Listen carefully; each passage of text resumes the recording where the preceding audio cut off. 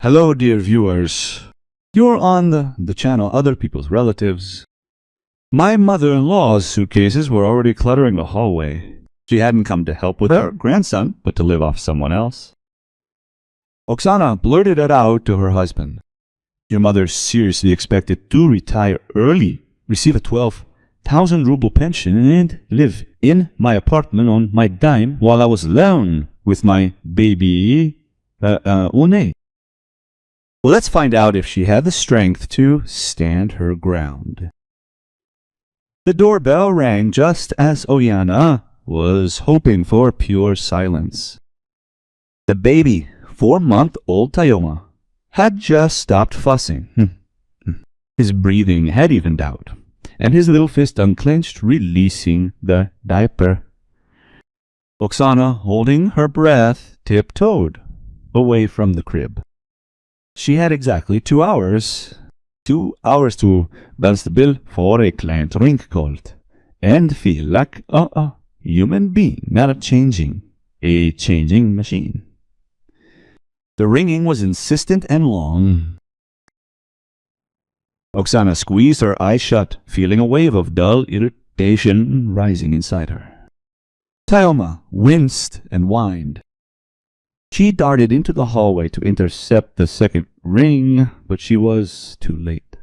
The trill repeated itself, this time with a mocking syncopation. 2 short ones, 1 long. Oksana yanked the door open. Lydia Sergeyevna, her mother-in-law, stood in the threshold. Or rather, not just standing. She took up the entire door, maybe. In one hand, she held a checkered shuttle bag, the kind that seemed to have died out in the 90s, and in a huge plastic bag with a supermarket logo from which protruded a loaf of bread and a bunch of dill. Behind her, a rolling suitcase was visible. Surprise! Garknula Lydia Sergeyevna, bursting into the hallway and nearly knocking Oksana over with her bag. And I'm wondering why they don't open the door. Are they sleeping in broad daylight? Lydia Sergeyevna. Oksana backed away. Tayoma just fell asleep. You woke him up. An offended, groaning cry came from the bedroom. Oh, come on! The mother-in-law waved her off, kicking off her shoes with the trampled backs right in the middle of the rug. They have a routine. We had no routine. Nothing. Nisha has grown up like an eagle. Where are the slippers? Your floor is cold, that laminate of yours.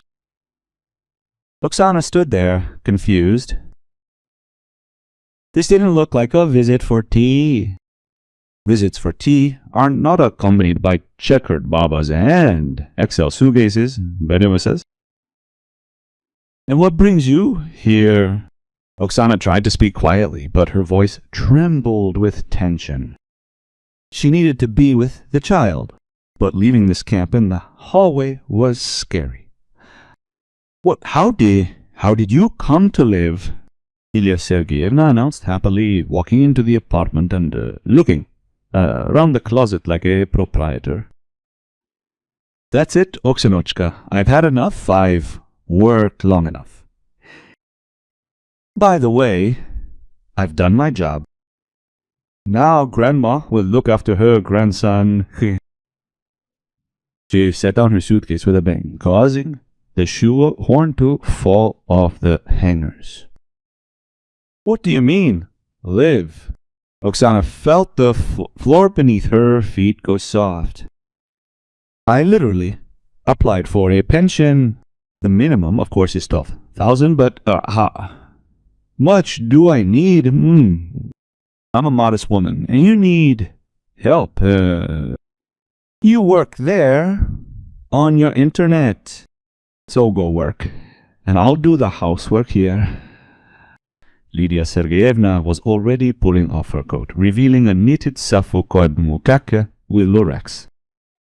And Valery Borisovich, at the mention of her stepfather's husband, Mikhail Lydia Sergeyevna's face twisted for a second, as if she'd bitten into a lemon. So Valera let Valera sort out his own mess. I'm tired. Oksana, maybe I'm burnt out. That's it. Where's my room? The small one by the kitchen? I'll go throw my things away. She picked up the suitcase and, without waiting for an answer, rolled it across the parquet floor, leaving dirty marks. The suitcase wheel creaked unpleasantly. Oksana was left standing in the hallway. Tayoma was screaming in the bedroom. One thought throbbed in her head. This won't last. This can't be forever. This is just a bad dream. She was wrong. This was the beginning of the end of her peaceful life. That evening, Mikhail came. Oksana waited for him like a savior. She managed to calm the child, but work came to a standstill. Yulia Sergeyevna had taken over the study, a small room that Oksana had outfitted as a home office. It contained a desk, 2 monitors, and a comfortable chair. Now, an open suitcase sat there, tights were drying on the monitors, and Lydia Sergeyevna sat in the chair, sagging under the full weight of psychological burnout, watching a TV series on her tablet with the volume turned up to maximum. Misha, Oksana, met her husband in the hallway, blocking her way to the kitchen. Mikhail, a tall, slightly stooped man with a soft face that always expressed a willingness to settle for the strongest, smiled and reached out to Kiecher. Hi, it smells delicious. Mom made it. Mom? Oksana recoiled. Misha, your mom has taken over my study. She's drying laundry on my monitors. Did you know? Mikhail looked away. He began unlacing his shoes with suspicious care. Well, she called. I called a couple of days ago. Said she wanted to come help Misha? Misha? Tivin, she said she'd moved out for good, that she'd quit her job. Saksan will hear. Mikhail hissed. Hey, what are you starting? The woman is going through a crisis age. It's hard for her with Valera. He's stifling, you know. He's too good. Let him live, rest. It will be easier for you with Tayoma. Easier? Oksana could barely restrain herself from shouting. Misha, she came into the bedroom 5 times in 4 hours while I was feeding her and gave 5 pieces of advice on why my milk is blue.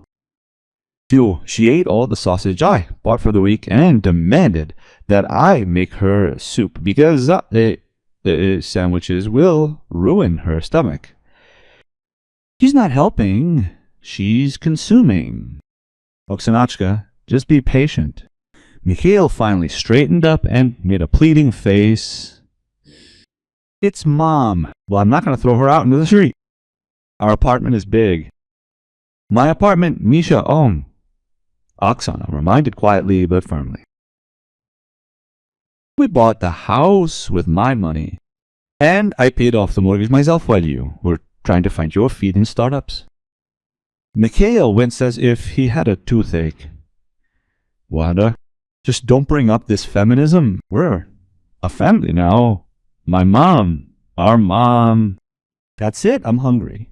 He pushed past her into the kitchen. Oksana leaned her back against the wall. Family. The word suddenly tasted like iron. The next 2 weeks turned into a wad on the ground. Oksana's boundaries weren't just violated. They were erased, covered with correction fluid, and trampled underfoot. Mornings began not with coffee, but with clatter of pots.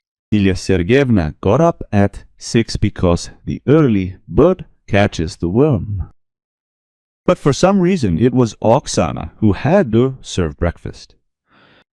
Oksana came from the kitchen. Where's our butter? Why did you buy such expensive stuff again? You could have bought spread. It's half the price and tastes the same. Spendthrifts. Oksana, her eyes red from lack of sleep, walked into the kitchen holding Ilma in her arms. Lydia Sergeyevna, I asked you not to make noise in the mornings, and I buy natural butter because I eat it. And Tyoma gets it from the milk. Oh, these diets of yours? Snorted the mother-in-law, spreading a thick layer of butter on a loaf. Misha needs his shirt ironed, and he complained yesterday that his collar was wrinkled. Misha has 2 hands, and the iron is in the closet. A man shouldn't be running around with an iron. He's the breadwinner. The breadwinner was asleep at this time, covered with a blanket over his head, while his wife worked for the second hour, rocking the cradle with one hand and balancing the debit and credit with the other. Oksana was an auditor, a good, expensive auditor. The maternity leave was conditional. She couldn't afford to lose clients, but work was becoming impossible. Lydia Sergeyevna didn't understand the concept of remote work. For her, if Oksana was home, she was free. Oksana, go get some bread, I forgot. Oksana, they said on TV that they're recounting the staff at Zeka. Go figure it out. Oksana, Tyoma's crying. What are you, a viper? The climax came when Oksana discovered Lydia Sergeyevna at her computer mystique. I was about to play solitaire and you have the password code. Her mother-in-law said, put it away. Why? Secrets from your own people. It's a work tool on said ICD. Doni. It contains client data, confidential information. Don't you dare touch the keyboard. Oh my. She has the data. Who needs your numbers anyway? But the worst thing was the discomfort. Even more frightening was the financial hole that was starting to form in the budget. Oksana had always kept strict records, and now she saw food expenses had tripled. Electricity and water had doubled.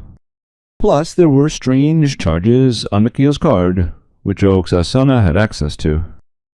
Pharmacy, 3,000 rubles. Actually, it was a new set of cosmetics for her mother-in-law. Oksana found the receipts in the trash. Clothing store, 5,000 rubles. Lashenka bought his mother a blouse. The old one was completely worn out. Meanwhile, Lydia Sergeyevna was saving her pension, those same 12,000 rubles, for the funeral. I eat little here, she said, shoveling in her third cutlet. And I'm saving my pennies just in case. Mikhail's becoming increasingly irritable. He worked as a sales manager. His salary depended on interest, and the market had sagged lately. At least, that's what he said. Oksana, transfer me a $5. We don't have enough for gas. He'd snapped this morning. You got paid 3 days ago. I gave it to Mom. She needed it for medicine. She has high blood pressure. Lydia Sergeyevna's blood pressure only rose when it was time to wash the dishes or when Oksana refused to give her money for another blush. Oksana realized her duet was methodical, brazen, shameless. 2 adults had sat on her neck, dangling their legs and urging her on, hiding behind the baby and family heirlooms. But Oksana was an auditor. She knew how to find inconsistencies. Hello, Valery Borisovich. Oksana went out onto the balcony, closing the door tightly. It was drizzling outside. The gray city was blurring in the fog. Oksana, her stepfather's voice sounded surprised and a little tired. The noise of the factory could be heard in the background. Valery worked as a shift supervisor at a metalworking plant. He was a simple but solid man, as straight as a rail and as reliable as Soviet machine tool. Hello? Sorry to bother you. I wanted to ask. Lydia Sergeyevna didn't say when she planned to return. Hey. The pause on the line stretched out. All you could hear was the hum of some mechanism. Come back? Valery asked. Oksana, so she said you had a fight with Michelika, that you tearfully begged her to come help with your grandson because you couldn't cope. She said for a couple of months, until Tyoma grew up. Oksana clutched the phone so tightly the plastic creaked. I begged. Well, yes, Oksana says, calling, crying. I let her go, my heart creaking. It's hard for me. And she took money from the joint account with her. She said she needed it for the baby, for the stroller, for diapers. The puzzle came together. Click, click, click. A deceitful, cunning scheme. Valery Borisovich. Oksana's voice became dry and businesslike. I didn't call anyone. I'm managing. We have a stroller, and I didn't ask for the money. Lydia Sergeyevna has been living with us for 2 weeks now. You said she left you because she was burnt out, and that she quit. How did she quit? There was a bang on the line as if Valery had dropped a wrench. She was on unpaid leave. She told the boss that her daughter-in-law was having surgery. Surgery? Oksana smiled bitterly. Well, in a sense, she's right. An operation to remove the conscience. Valery Borisovich, listen to me carefully. I need you to come. We're having a family dinner on Sunday. But I'll come, my father answered briefly. Steel rang in his voice. I remember the address. Sunday began with the aroma of pies. Lydia Sergeyevna decided to appease the breadwinners. 2. Oksana bought the flour, eggs, and meat, and she would also have to clean the kitchen after cooking. But the gesture was made. Mikhail was in a good mood. He was lying on the couch watching football. Lydia Sergeyevna fussed around the table. Oksanka, come. I put aside a smaller piece for you there. There. You're losing weight, she shouted. Oksana came out of the bedroom. She was wearing jeans and a formal shirt, not a dressing gown. Sit down, she said. We need to talk. Oh, these meetings of yours again, Mikhail winced. Let me eat in peace. Sit down, Misha. Something in her voice made him turn off the TV. Yeah. Lydia Sergeyevna also fell silent, wiping her hands on her apron. I just calculated our expenses for the month, Oksana began, placing a clipboard with an open spreadsheet on the table. And income. Oksana, you're petty. Your mother-in-law immediately went on the attack. You're sending bills to your relatives.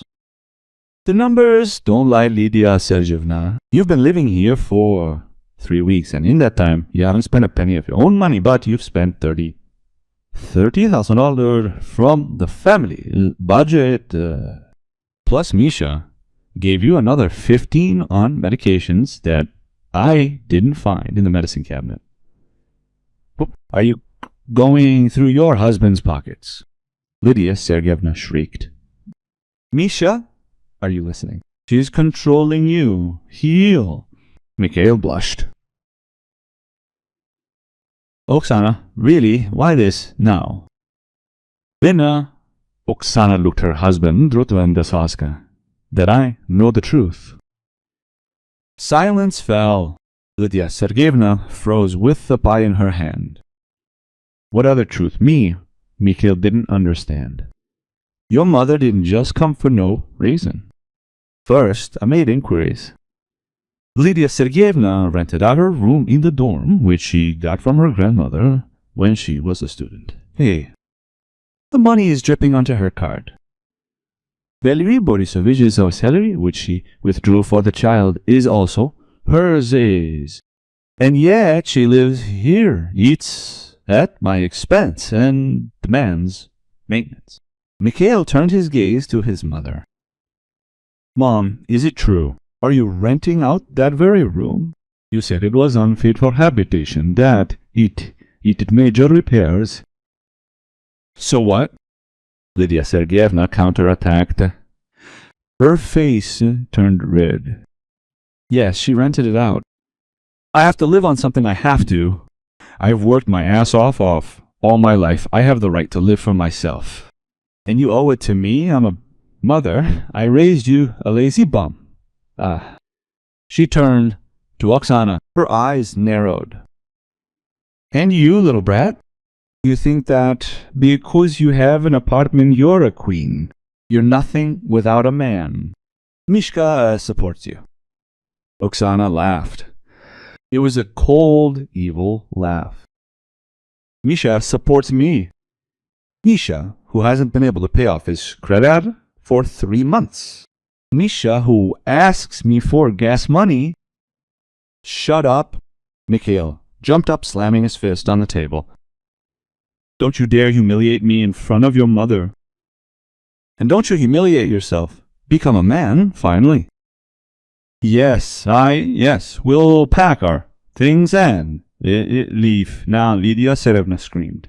Let's go. Son, let's rent an apartment. There's no need to humiliate yourself in front of this one. With what money? Oksana asked calmly. With the money you stole from Valery Borisovich, or with me, Sasomsenesins, a salary that isn't even enough to buy a one-room apartment in Vyborov. Lydia Sergeyevna took a deep breath, ready to unleash a tarato capable of melting wallpaper. But then the doorbell rang. Oksana smiled. Open, she shouted. The door swung open. Valery Borisovich stood in the doorway in a leather jacket, massive smelling of rain and tobacco. He looked like a rock against which any hysteria would crash. Lydia Sergeyevna sank into a chair. Valera. Hello, Lida. Hello, Misha. Hello, Oksana. He walked into the kitchen without taking off his shoes. The room immediately seemed small. How are you here? He asked his wife, looking down at her with a heavy, unblinking gaze. Helping out, babysitting the grandson. Valera, she's always lying. Lydia Sergeyevna babbled. She's trying to force me out. She doesn't value the bear at all. I spoke to your boss, Valery. Interrupted. His voice was quiet, but that made it even more terrifying. About Oksana's operation. About how you cried, asked for time off. Lydia Sergeyevna turned pale. And I also got a statement from the general account where the money I'd saved for the car was, And you know, Lida, it's empty. Mikhail glanced at his drooping mother, hunching his head. Uncle Valera, we didn't know. He mumbled. You shut up. Valery didn't even look at his stepson. You're a huge moose. You should be ashamed. You're covering for your mother, sitting on your wife's neck. I invited you to the shop floor. You have to work with your hands there. And you turned up your nose. Manager. Ugh. He turned to his wife again. So, Lida, the show is over. Lydia Sergeyevna suddenly straightened up, her face distorted into an angry grimace. Valery grinned into his mustache. Get ready, Lida. We're going home. I'm not going. She grabbed the tablecloth. I don't want to. Do you want to return me to slavery? To the stove. You give me back the money first, Valery said calmly. The money that was for the car. Then do whatever you want. You can fly to the ball, but only with your own. And I don't have any. I spent it. So you'll have to work it off. Let's go. He didn't shout and wave his arms. He simply took her suitcase, which Hosanna, she prudently gathered everything and opened the front door. You have a couple of minutes, Lida, or I'm filing for divorce and division of property. And considering that you have nothing to do with my apartment, Lydia. Oh, Lydia Sergeyevna looked at Mikhail. He was sitting tired at a plate with a cooling pie. He didn't look up. He betrayed her as easily as he betrayed Oksana all these days. A weak person remains weak in any situation. She stood up, tore off her apron, and threw it on the floor. Damn you, she hissed. A grateful pig. She flew out of the apartment without even looking at her grandson. Valerie lingered on the threshold. Forgive me, Oksana, he said, handing over a thick envelope. Here's all I could gather for now. For the food, for the nerves. No need, Valery Borisovich. Take it. There must be order. And with that, he nodded towards the kitchen where Mikhail was sitting. It's your decision, but if I were you, I'd change the lock. The door closed. Oksana returned to the kitchen. Mikhail was sitting in the same position. Oksana, he began plaintively. But she's Mom, I couldn't. Oksana silently pushed the plate with pie away from him.